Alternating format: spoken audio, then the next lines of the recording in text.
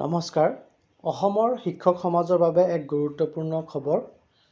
গুৱাহাটী উচ্চ ন্যায়ালয়ৰ আদেশ প্ৰকাশ পোৱাৰ পাছত অসম চৰকাৰৰ স্কুল শিক্ষা বিভাগৰ এক নিৰ্দেশনা প্ৰকাশ পাইছে।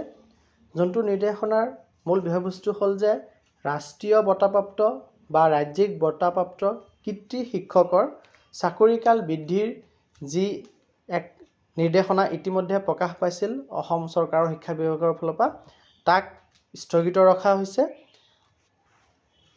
বিস্তৃতভাৱে এই বাতৰি এই বুলি প্ৰকাশ পাইছে যে ৰাষ্ট্ৰীয় আৰু ৰাজ্যিক পুৰস্কাৰপ্ৰাপ্ত কৃতী শিক্ষকসকলৰ বাবে এটি দুখবৰ। এতিয়াৰ পৰা বঁটাপ্ৰাপ্ত কৃতী শিক্ষক হ'লেও অৱসৰৰ পাছত তেওঁলোকৰ চাকৰিকাল বৃদ্ধি নাপায়।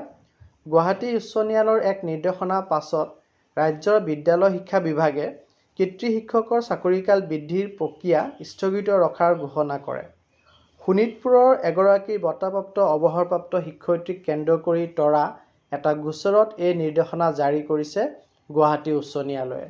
উল্লেখযোগ্য যে শোণিতপুৰ জিলাৰ CNS উচ্চতৰ মাধ্যমিক বিদ্যালয়ৰ ৰাষ্ট্ৰীয় বঁটাপ্ৰাপ্ত কৃতী শিক্ষয়িত্ৰী মীনাক্ষী গোস্বামীৰ অৱসৰৰ পাছত চাকৰিৰ কাৰ্যকাল বৃদ্ধি পাইছিল।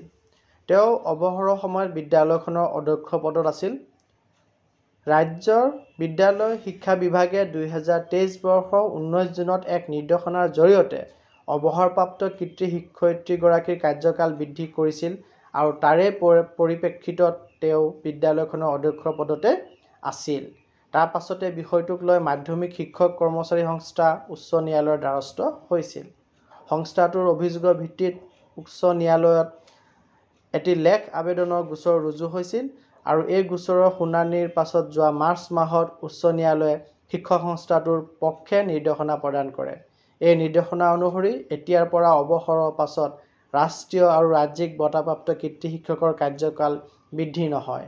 ন্যায়ালয়ে পৰৱৰ্তী নিৰ্দেশ নিদিয়ালৈকে বিদ্যালয় শিক্ষা বিভাগে কৃতী শিক্ষকৰ পুনৰ নিযুক্তিৰ যি পদক্ষেপ সেয়া স্থগিত ৰখাৰ নিৰ্দেশ দিয়ে। ফলত এতিয়াৰ পৰা শিক্ষা বিভাগৰ 2022 চনৰ নীতি নিৰ্দেশনা অনুসৰি এনেধৰণৰ পুৰস্কাৰপ্ৰাপ্ত কৃতী শিক্ষকৰ পুনৰ নিযুক্তি সম্পন্ন হ'ব। উচ্চ ন্যায়ালয়ৰ নিৰ্দেশনাৰ ভিত্তিত ৰাজ্যৰ বিদ্যালয় শিক্ষা বিভাগৰ সচিব জ্যেষ্ঠ সচিব নাৰায়ণ কোঁৱৰে এই নিৰ্দেশনা জাৰি কৰিছে। গতিকে এই ইনফৰ্মেশ্যনখিনি আমাৰ যি কৃতী শিক্ষক শিক্ষয়িত্ৰী আছে ৰাজ্যিক আৰু ৰাষ্ট্ৰীয় বঁটাপ্ৰাপ্ত তেওঁলোকৰ বাবে খুবেই ইম্পৰ্টেণ্ট ইনফৰ্মেশ্যন যে তেওঁলোকৰ কাৰ্যকাল 2 বছৰ বৃদ্ধি কৰা যি নিৰ্দেশনা আছে সেইটো সাময়িকভাৱে স্থগিত ৰখা হৈছে। ধন্যবাদ।